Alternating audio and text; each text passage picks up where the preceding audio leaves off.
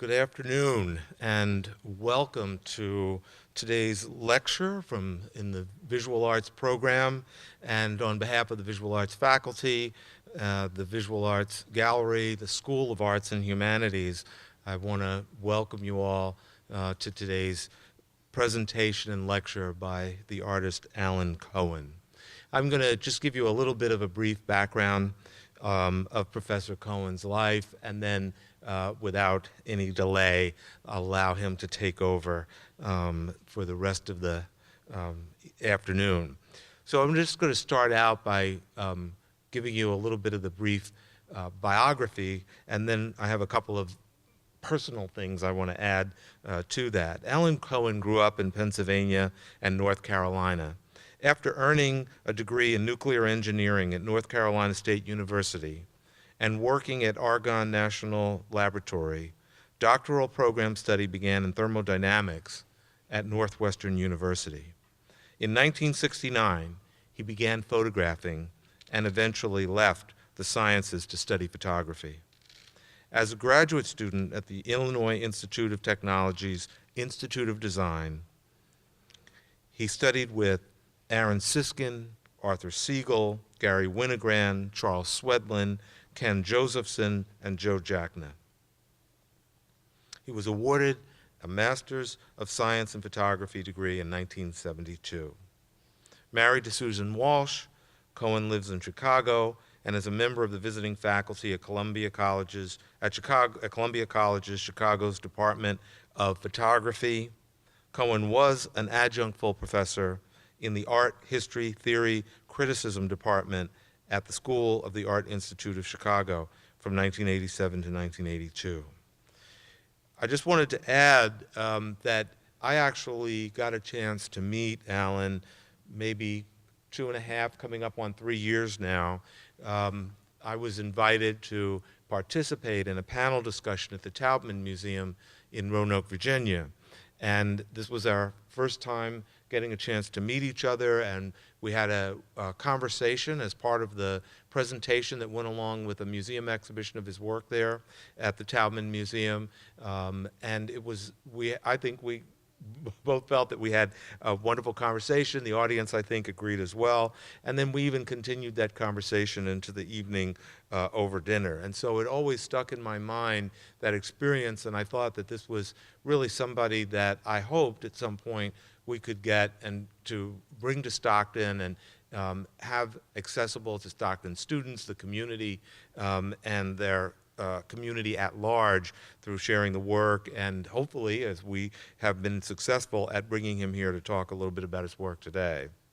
I got a chance to continue that conversation that I began 2.5 years ago last night, because Alan came in yesterday and we began to talk a little bit about his background, his life, his activities, and I actually, got to know a little bit more about how a variety of different things conspired to turn him into a photographer, and also conspired maybe to impact the kind of work that he does and the way that he thinks and the way that he approaches his subject matter. I won't certainly tell the entire story, but I liked actually the fact that in going back over the issue of how he got started in photography, what he left out in his bio was that it really all started because a girlfriend of his, an ex-girlfriend of his, wanted him to take some pictures. And he actually didn't have a camera. He had to go out and buy a camera.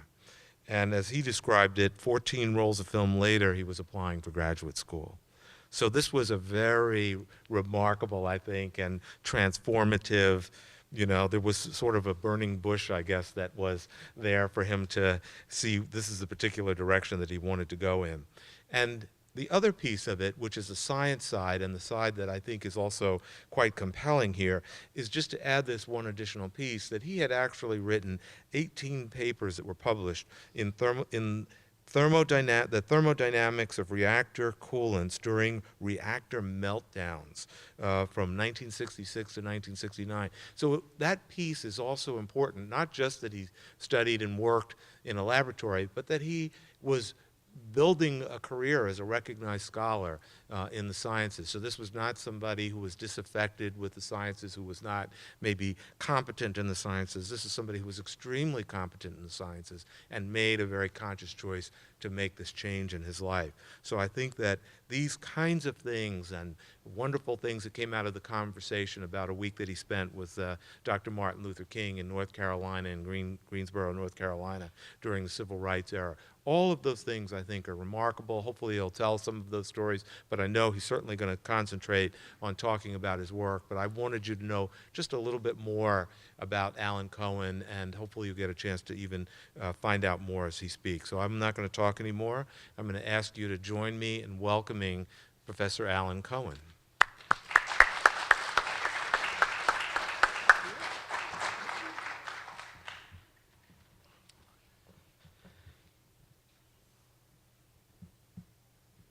Wendell's right about us having wonderful contact. There's something that endeared me to him, and as of yesterday, endeared me to his advanced students. I wanted to thank Wendell. I want to thank Denise for inviting me to exhibit here. It is a real pleasure to be a part of your community for a time. I really welcome it, and I welcome the kind of clarity that the students and honesty and vision and hopes that they shared with me in the two and a half hours that we all sat down with each other yesterday. So to those of you that are out here, and I can't see anyone, I'm glad you're here, and I'm glad I was there yesterday. The issue of photography is a really interesting one. Has been interesting to me all of my working life, because as a scientist I worked in a theoretical domain. There wasn't actually any way that I could prove that the information I was generating about the thermodynamics of liquid metals, which all of you must know a lot about, it was theoretical. I was offered, when I was at the laboratory, a trip to Idaho to watch them destroy a reactor, and I said, no, thank you. It was intrusive. The reality to me as the scientist intruded. I was dealing with the real world. I was formulating things about the real world, but it wasn't the real world that interested me. And in a sense, I've carried that over into photography. And one of the things that I was very fortunate in finding is a mentor at the Institute of Design, where I just appeared for a program that turned out to be a graduate seminar. And it just knocked me over that so many people could be so committed to so many different ideas, and that the leader of it, Siskin, could be so poetic in addressing things that were confusing, interesting, formative, finished, all of that. I realized that photography, unlike science, offered something I could share with someone. And it was it's very hard to,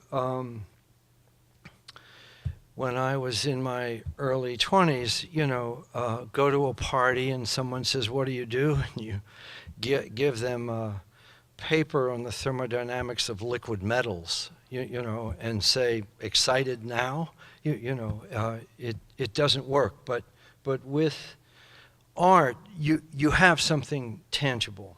And I want to talk about that in a number of different ways because lecturing now, these days, about photography is a very sticky thicket.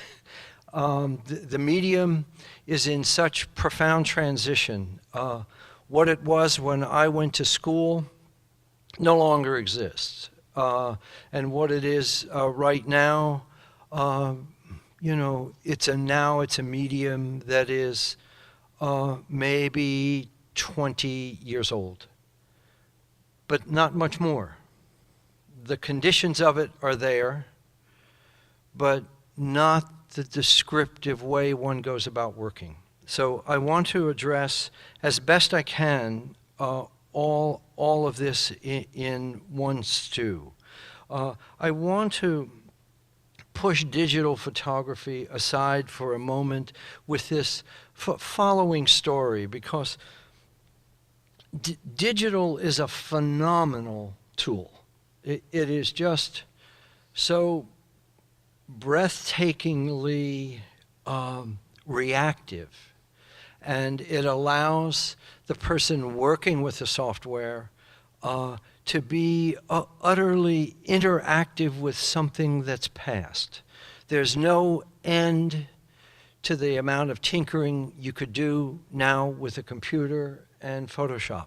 It's endless and somewhat maddening because of that.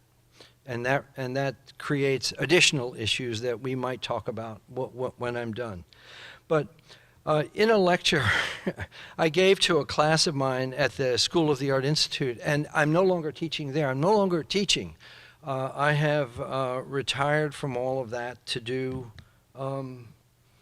everything that, even more of what I want to do. Not that I was restrained. Over the course of the last 22 years, is that right? Wow.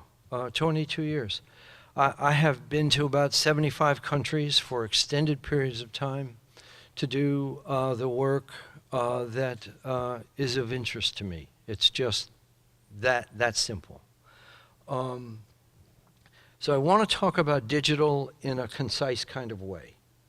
And to talk, in a sense, finish off what I was saying to the students in Wendell's class yesterday. And just bear with me as I sort of migrate backwards. And the story has to do with the revolution in photography, and the revolution that's all around us. This is not just about photography. It's about everything. The fact that you live in a world and are coming into a world that allows you to listen to solar wind online is like, it's breathtaking. It's just breathtaking. You have advantages of sound and sight and memory and collection that are without parallel. And part of what every student now has to deal with is a history that is not just the history of your medium, but a history that has expanded to be almost incalculable, and not just in length, but in width and breadth. You need to know so much more. You need to possess so much more information. You need to be so attentive, so awake, so absorbed. You have to live a life without losers around you. You don't have time to have somebody not want to do the thing they need to do and try to drag you off and divert you from the thing you're committed to. I have told my classes again and again, just don't go out with people that are dumber than you. Just don't even think about it. Don't do it. You haven't the time. So here's my little story about the digital revolution. Starting in the 1860s, the fastest way that anybody could get around New York City was in a horse-drawn streetcar. It turns out that even then, early 1860s, there were about 35 million trips made per year, and in the 1860s, and by 1870s, the number exceeded 100 million. So that has something attached to it, and that is that horses were pulling these carriages. So that the standard horse car could seat 20 people, was drawn by a pair of work horses, roans, that ran 16 hours, and this trolley car business ran 16 hours a day. So it meant that each horse could only work a 4-hour shift. You had to have 8 horses, basically, at your disposal. So that every car had 8 horses attached to it, metaphorically attached to it. Each horse, if it ran up a grade, up and down the island, Manhattan, well, it would work less, particularly if it was hot, so that the grade that the horses faced changed their work hours. So 8 is the minimum, okay? All arriving freight into New York City was drawn and carried by the city's horses across its rail terminal, but horses did the work. So, by 1880, there were about 150,000 horses living in New York and working in New York City. 150,000. And probably more. Every horse that relieved itself during the day dumped about 22 pounds worth of manure out into, wherever they lived, but into the city for collection. 22 pounds a horse. So it meant that horse droppings amounted to about 45,000 tons a month, so somewhere almost 100 million pounds of manure. You can clearly see the link I'm tying to photography. No, just wait. So one commentator and many people worried about this as the city gained in population and the need for the horses increased, so would the amount of manure that they had to deal with. They made a prediction that by 1930, that manure would reach the level of Manhattan's third-story windows. In 1894, the City of London forecast that every street in London would be buried under 9 feet of manure. The problem was the same.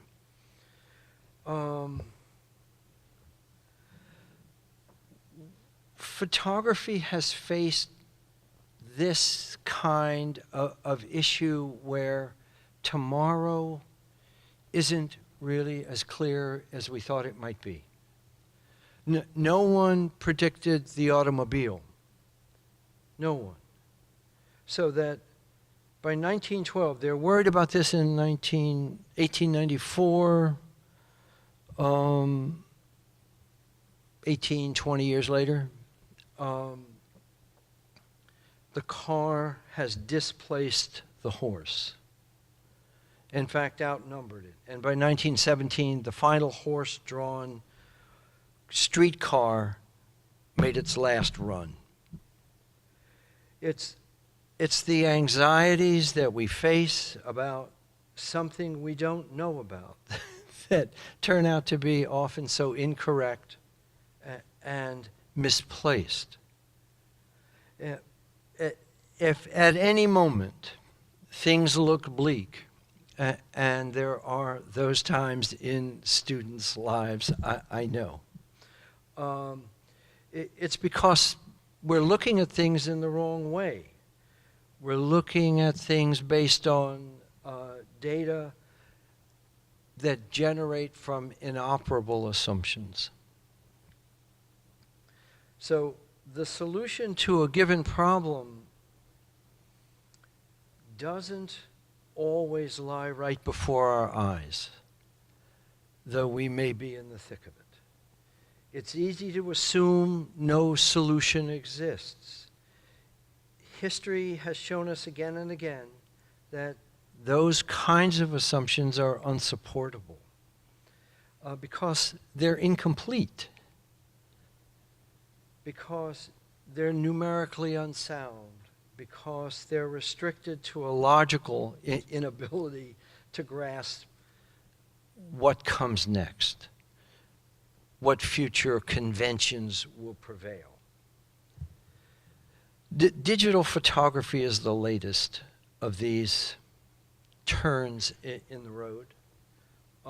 It is technologically so transformative that you couldn't measure it before it happened, and you can barely measure it now.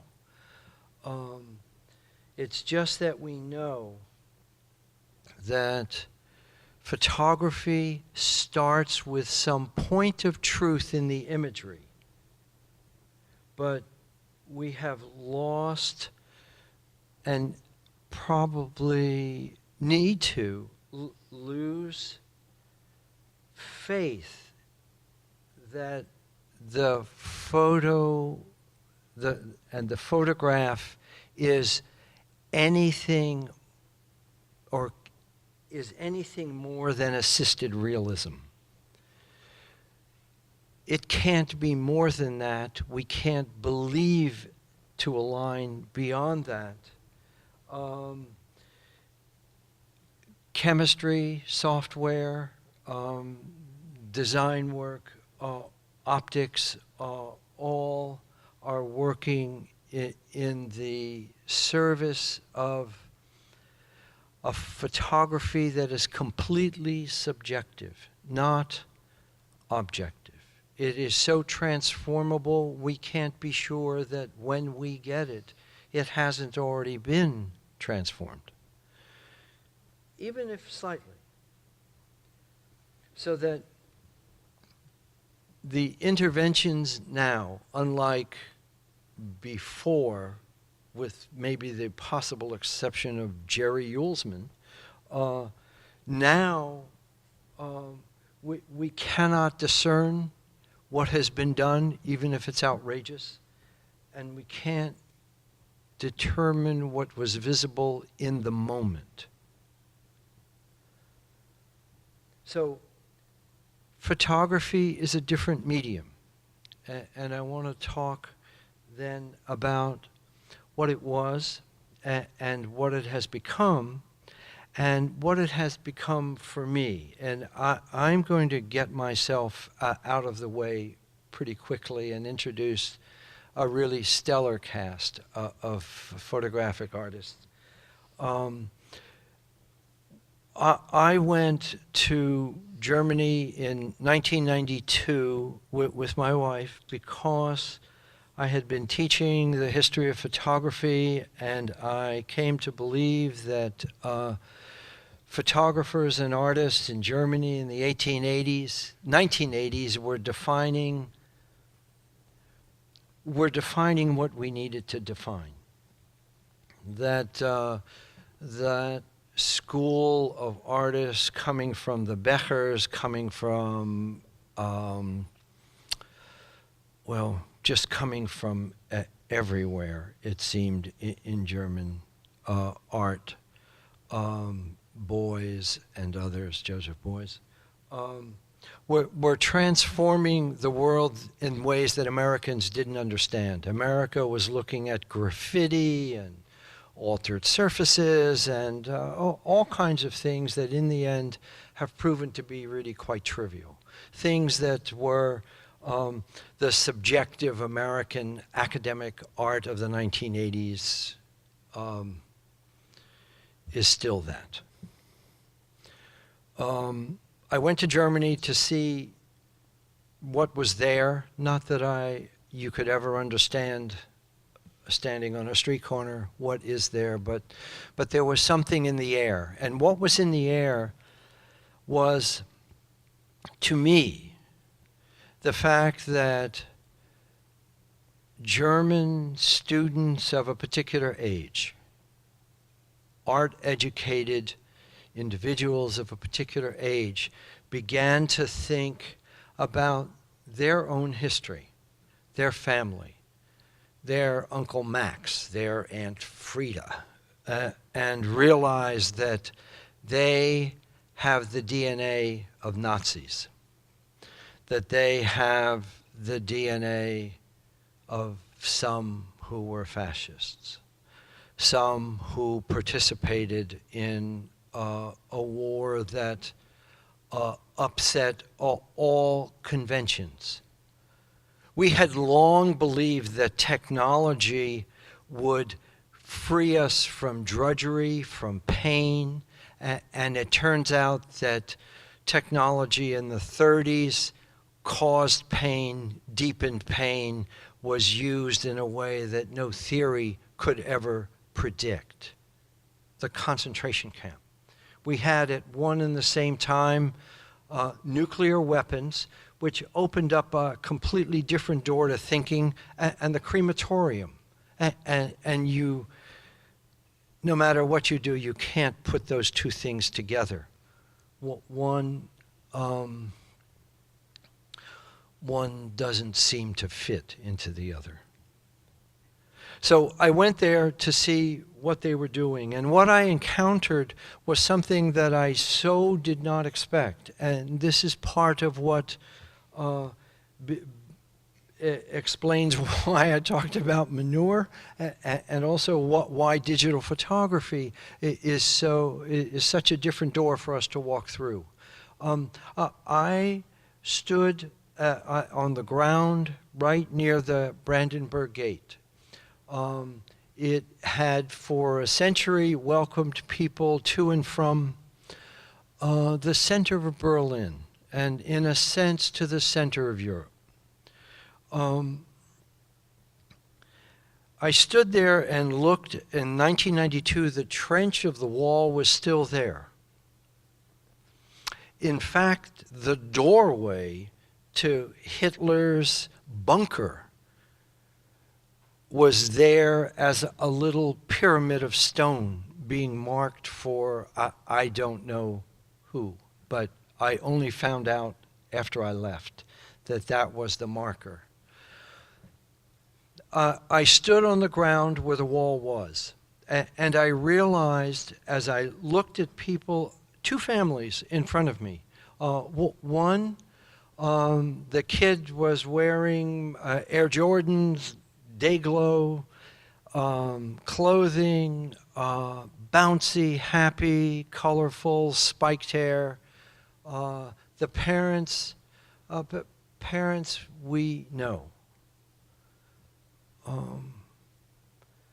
Sort of joyful, celebratory, free.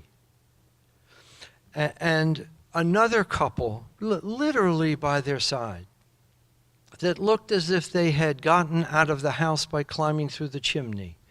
Bad hair, bad teeth, bad clothing, the kids sullen, all three of them sullen.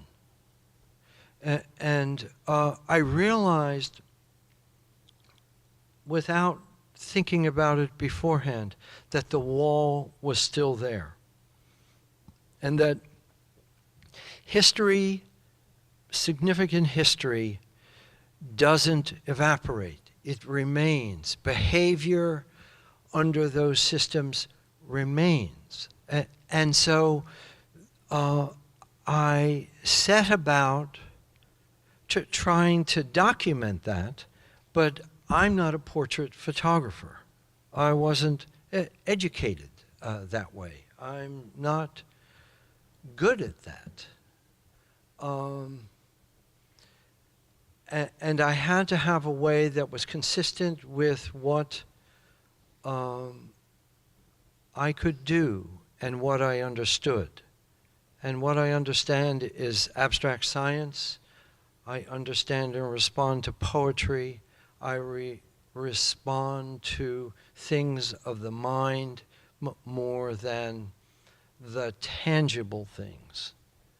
And what I saw before me was an opportunity to photograph history. And the only picture that made itself available to me was of the earth. And it's as if we are standing there looking at ground, and we do that. We look down. We look at where we walk. We look at what we're stepping on. We look for multiple reasons at the history of the earth. And I did that. And so I walked for about 1 mile, just photographing dirt, holes in the earth, punctures, traces, debris, all of it. And thought, that's the end. I've done that. And then Susan and I went to Munich at her request. And we went to the camp, and this is the reason for traveling. I was standing on the plinth, on the debris of the barracks, and I looked up, and I saw a bus and its passengers drive by the camp. And so I knew that everyone knew. The people inside knew they were trapped, and the people outside knew who was inside and how they were treated, how they were wounded, how they were dying. And again, I realized I can't photograph barracks that don't exist. So I photographed the ground again. All of this with all the undeveloped film that I had made in Berlin. And the only thing in the camp at Dachau are small elevations that the 2x4s or 4x4s that constituted the barrack structure were built on, and then between those 4x4s, they put cardboard in a climate that equaled Chicago's. And all of these things began to fill in for me.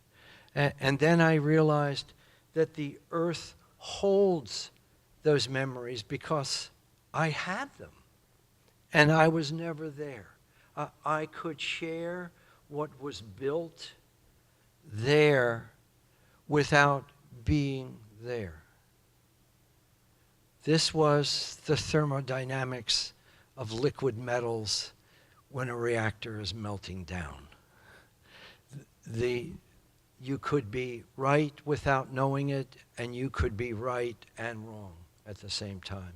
But you have a sense that you have to proceed. You have to assume that the theories you work on have meaning and that can carry you someplace. So I started work and then found that I had to go back. And I went back in '94 and then finished the 102 miles of walking where the wall had been in '96. Walked maybe 60 miles the third trip. I found that ideas can carry appearance. I found that ideas have history, that people have memories, that people apply thinking to debris, to earth. And so when I came back, and the thing that convinced me and made me cry, in fact, was, and I'm it's choking now.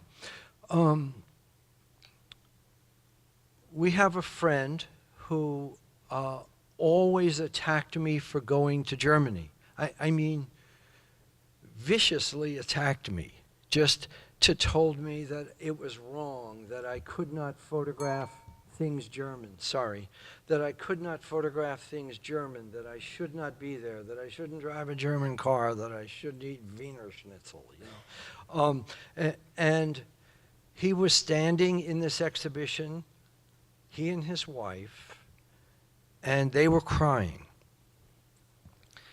And I went over to them and I said, you have to tell me what this is about. We can't be friends if I don't know about these things that wound you. And he told me, and he's not told many people, that his mother was a prisoner in Buchenwald. She got out alive, had him, married immediately, had him, and then committed suicide. He was 2 years old. What I had photographed, what he was looking at, were tiny flowers in burned coal. The only living material that I saw in any of the camps that came spontaneously. There were gardens in some of the camps, but they were by crazed people that wanted to decorate Dachau, and I had no idea in my mind how to respond to someone that wanted to take me to her flower garden near the crematorium. This case, it grew wild. It was untended. They were little, tiny white flowers in the midst of stone and charcoal. And his wife told him that he was one of it's hard. He was one of those flowers.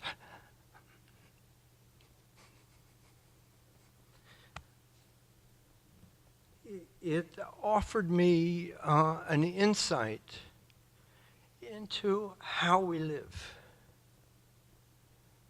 how we dream, how we share memory, and we share meaning. It was phenomenal for me to understand that.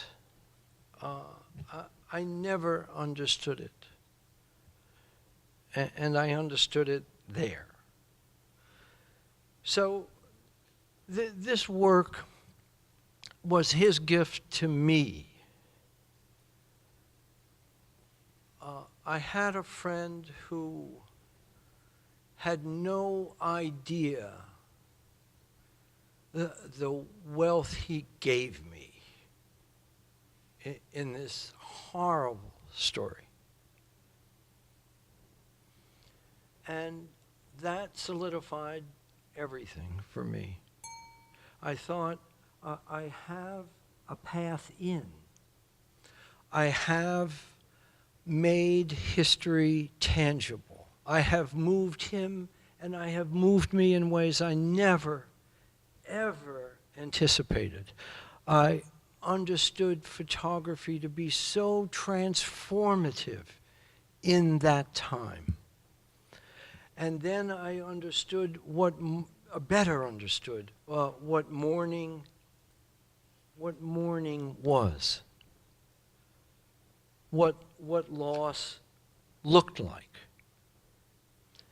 And that's guided this work from then on. And then I could go back and embrace the pictures I made based on a feeling, but an unanchored one. So all of this work has turned me always inward, to the suffering that others have and the way they've had to live and the things that we've done to each other. And I've tried with these pictures to honor what Einstein wrote when he said, everything should be as simple as it is, but not simpler.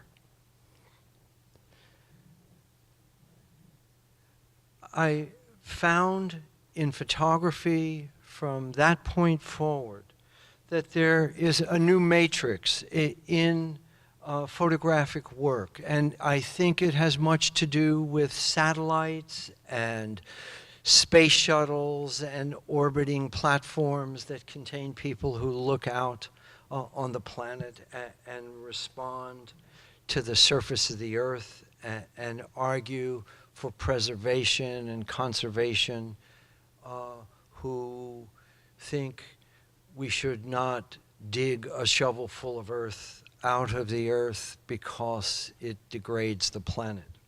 And some of you may hold those beliefs. I have come to think this is the only place we live we can shovel earth around. I'm not talking coal or any, don't extrapolate. I'm just talking about earth, and that it becomes very important, has become very important about everywhere we are, this place. And we want to know what's happened. And I've had friends who have photographed with a different bent than mine, but who have said, do you think a dinosaur walked in my backyard? You know, and the answer is probably. Probably. We are asked always to see. We are always asked to see where we are. And I'm talking now about mapping coordinates, personal coordinates, intellectual coordinates. We are asked to see where we are.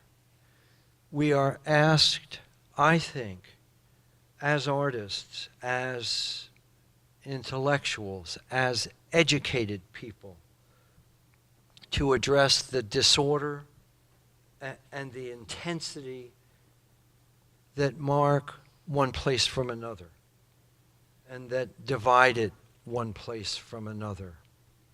So, just as an aside, it's why I photograph state boundaries. It's why I photograph all kinds of places, because to me, a state line is a place of agreement. Even the yard that you divide from a neighbor, it has to do with a personal agreement and an honor between you about the laws that divided your lawn from their lawn.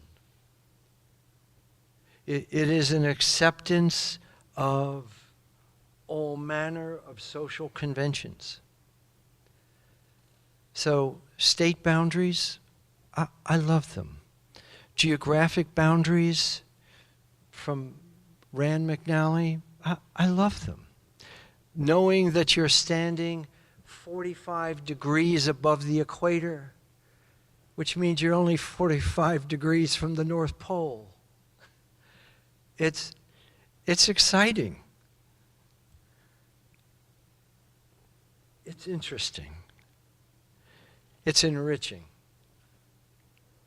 I have come to know a world of people I would have never met without photography. I made a list. I can tell you later. But it's an astounding list of acquaintances who I can just call up and say, can you verify something for me? Did Pancho Villa do this? You know, I'll show you a picture when I called somebody who is the Mexican scholar of merit. I was born in a world very different than yours. My age becomes apparent to me but by virtue of your youth. I begin to see that I've had a history of contact with people. You mentioned Martin Luther King Jr., but that's the beginning. Just the beginning. I realize the world is so different, and I'm trying to, in a way, accept some obligation to record certain things that I can stand on and find. I was bounded at my birth by these facts. The speed of piston-driven aircraft was 400 miles per hour. We could measure the distance to the moon by telescope.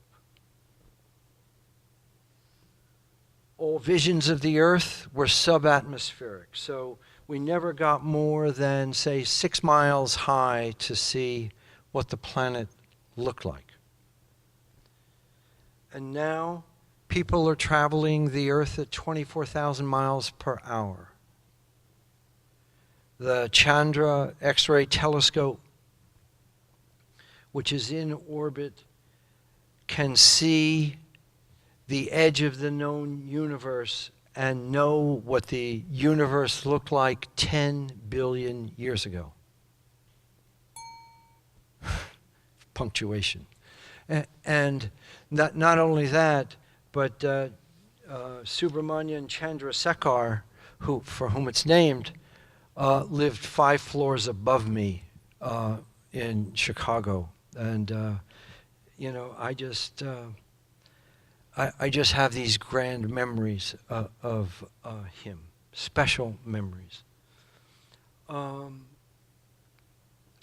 Photographic documents have always been descriptive, but they have not always been revelatory. We've not known necessarily the supportive idealizations that surrounded their formation, the building, the preservation, or their demolishment. Is that a good word? Is that a good word? Demolishment? Write it down, try it in Scrabble. I think it'll work. Early photography was always sensitive to art, painting, printmaking, and art history. And early photography was done always in the hope of, in a way, duplicating the art that we honored before the medium was invented, so that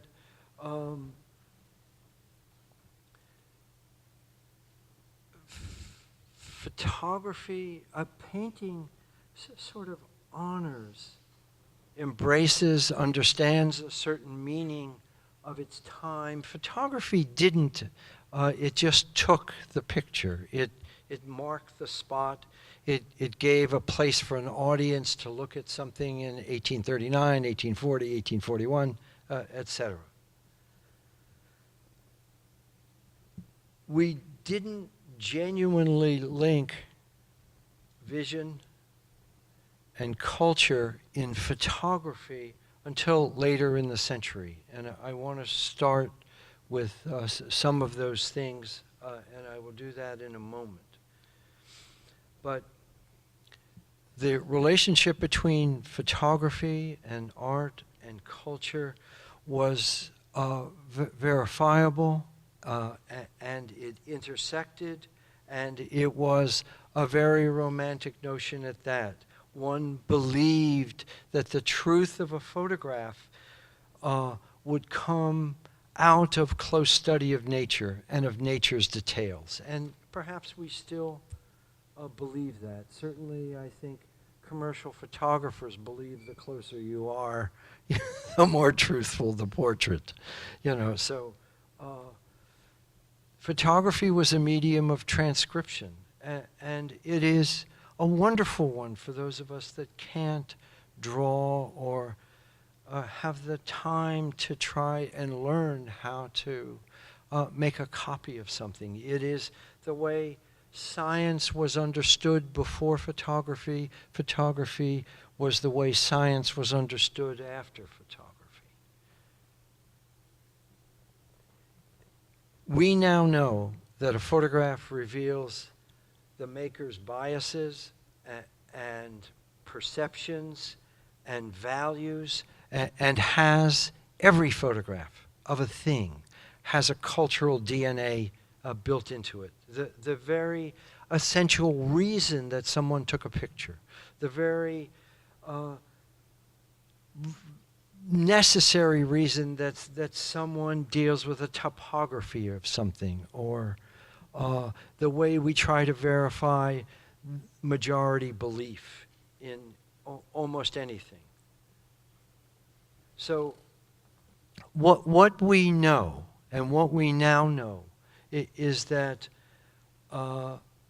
facts are not factual.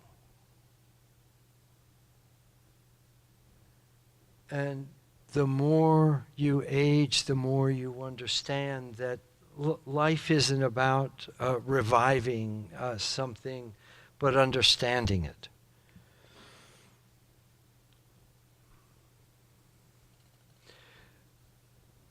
I found some wonderfully supportive comments by Javier Marias, the poet and novelist. And he said, usually we know how things will end, how they will evolve, and what awaits us, where things are going and what their conclusion will be. Everything is there on view. In fact, everything is visible very early, as it is in all honest, straightforward stories. Or I would tell your class, in everything you showed me yesterday. It's there. You're there. Marius went on, you just have to look to see it. One single moment encapsulates the germ of many years to come, of almost our whole history, one grave, pregnant moment. And if we want to, we can see it and in broad terms read it. There are not that many possible variations. The signs rarely deceive if we know how to read their meanings, if you are prepared to do so.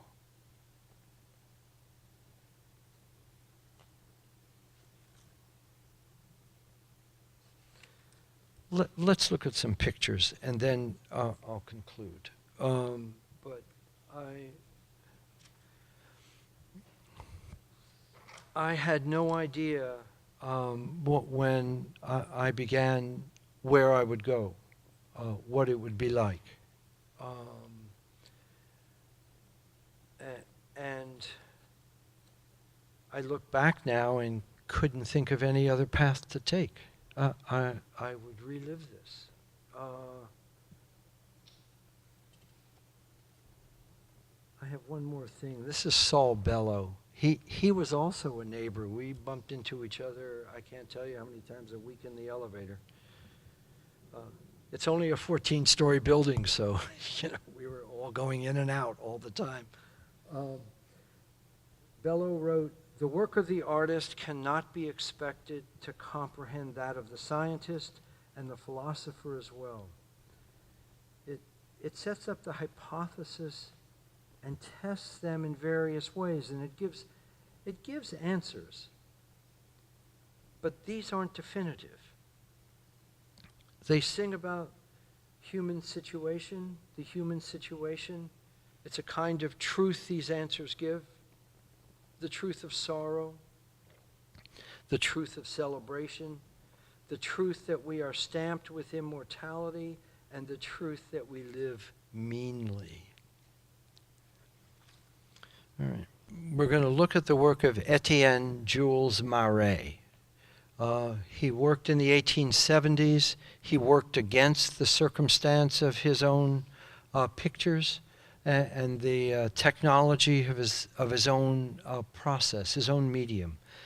And he came to know the world in a way that I think marks him as perhaps the brightest mind ever to embrace photography, certainly the one that came to a resolution that was utterly fantastic.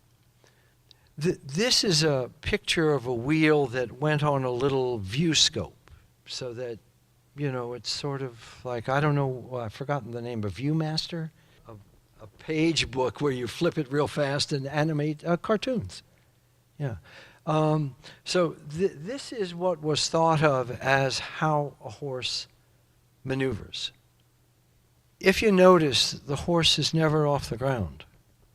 No matter what, there's always feet on the ground. We know, of course, that's not true. This is what Marais, M-A-R-E-Y, faced. He used a camera that was as bulky as is possible to be bulky. You know, this just needed to be made of cast iron and have 4x4s for legs, and then it would be worse. But this is about it. This camera was designed without a shutter, so you couldn't control it. You just took the cap off and said, 1001, and put it back on. And the film was very slow, so it didn't matter. You didn't need a stopwatch. And in fact, there were no stopwatches. In fact, we never were able to count seconds until World War I. No watch had a second hand until World War I. So this is the camera, and this is the back of it.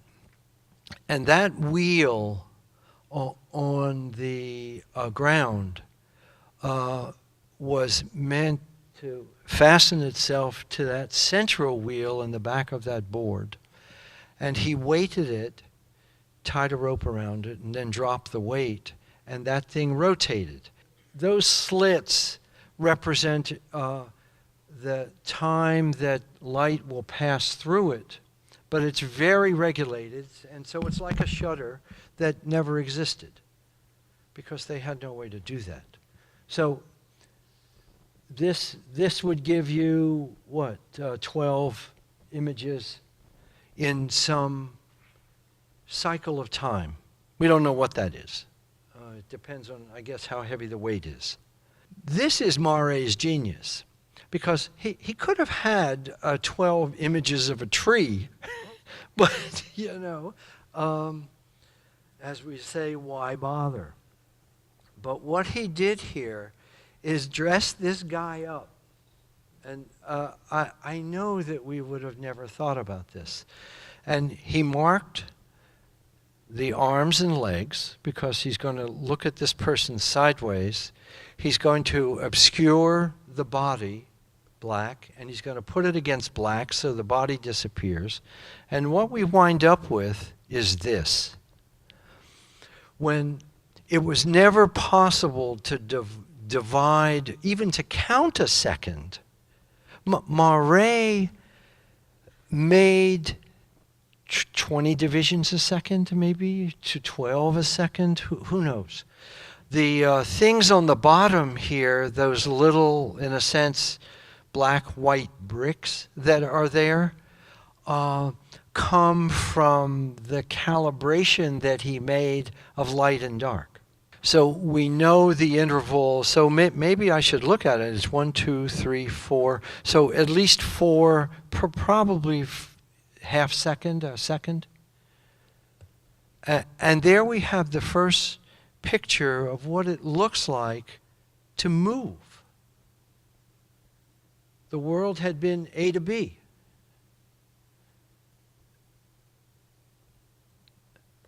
We never knew this was coming. We had no way of ever knowing this was coming. Mare was amazing. Just amazing. So someone would jump from a ladder onto a chair, and that's what we got here. Or maybe he just stood up. I think it was just stood up. This one was the jump. So if we understand this, we could understand motion looks like, what kind of formula we might use. Here's the barn that he worked from. So he had this person bound from what, our right to left. There's the clock, literally on the bottom, those little edges. And we have this person running. Jumping. And just for punctuation, the little ball rotating on the left.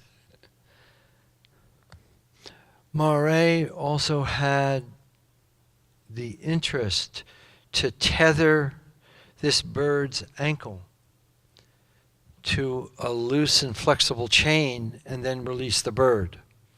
We never saw a bird in flight. And what I don't have that I wanted to show you is that he then made a bronze of this that predates Duchamp by 50 years. Fantastic. We never saw movement like this. So that what Mare was so interested in is the containment of time. It wasn't so much how a bird moved, but it was that what time looked like, what an interval A to B looked like. And I found myself in doing this, because this is mine, looking at what something looked like over just a longer period of time.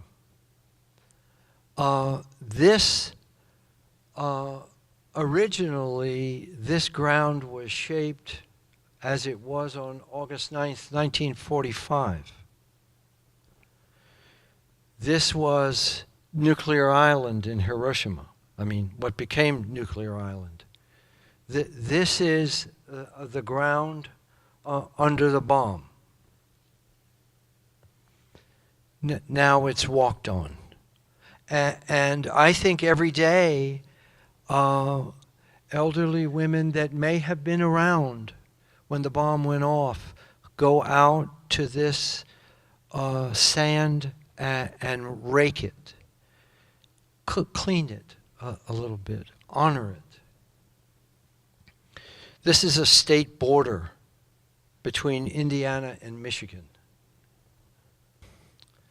Looks like a drawing by Dubuffet. This ground is Hanlo Prison in Hanoi, the Hanoi Hilton. This is another view of the Hanoi Hilton. When it was active during the Vietnam War, each 2 windows represents one cell, and the flyers that were captured each had an ankle out one window, and their legs were chained. And they would just lay on their backs for some indeterminate period. This is an earthquake in Hawaii. This is the Great Barrier Reef in Australia at low tide. The only place, there's one place where you can walk on it, and I'm walking on it. It's awesome. The division between Chicago on the right and Indiana on the left. Chicago paves better. This is also fascinating to me. This line is 0 time. It's the only way to think about it, because one side it's one time and another side it's the other, so this zeroes out. Hiroshima.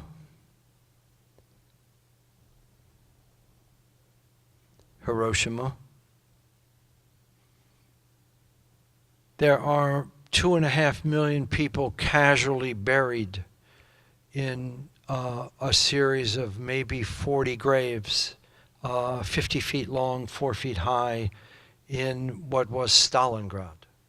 This is the end result of the siege of the German war machine against their invasion of Russia.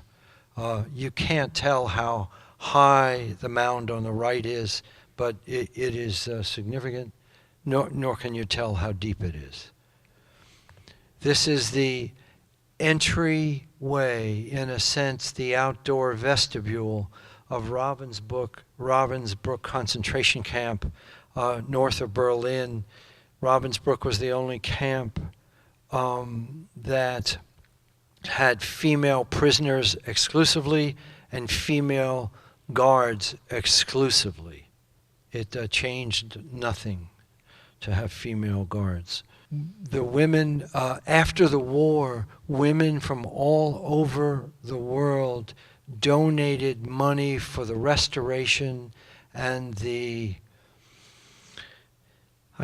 silence at Ravensbrück. It is an amazing place and barely visited. Some discoveries you make when you photograph. This was a Ukrainian concentration camp in Canada.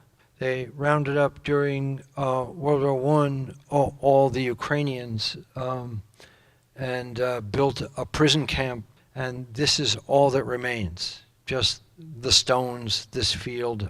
I'm right near the center. This is Oaxaca, Mexico. I began to think, well, what are boundaries and what are lines?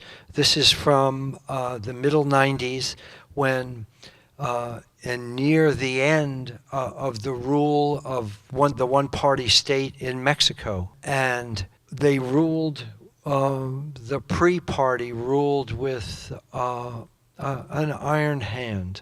And so media purchases were not possible, and there could be functionally no secondary party unless things like this happened. The walls were painted. It was like, don't vote pre or vote so-and-so, and painted all around the political hotbed of Oaxaca. And then the government went in, and with a particularly dull enthusiasm, you don't quite see it in this case, but they painted over the sign in exactly the way, letter for letter. So they outlined it and it was absolutely visible, and to testify to the ineptness of the party in power. This was a sign, and then they painted it over in a thin white wash. And I asked the preeminent American scholar on 20th century Mexico if he could read through the signs, read through the overpainting, and he confirmed that they were election slogans to me. And,